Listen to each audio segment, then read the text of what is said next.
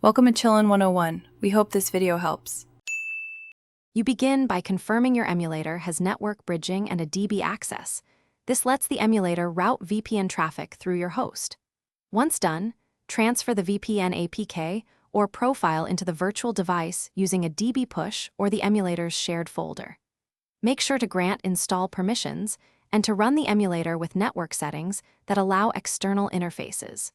You're now ready to install the client and proceed to the configuration phase. Don't skip granting storage and network permissions. You install the VPN client inside the emulator and then import the profile. This is where details matter. For OpenVPN, import the OFPN file and verify certificates and auth entries. For WireGuard, import the conf or paste the JSON key pair. Once imported, adjust DNS and proxy settings inside the virtual OS and confirm the adapter binds to the host's VPN-capable interface.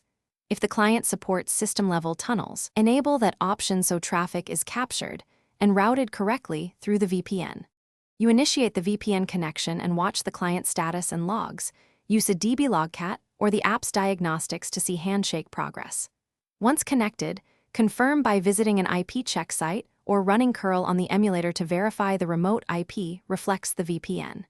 If it fails, restart the emulator, ensure the host VPN or adapter isn't blocking virtual interfaces, and re-import the profile. One key tip: if DNS fails, manually set a public DNS inside the emulator and Thanks for watching. Consider subscribing if we helped you.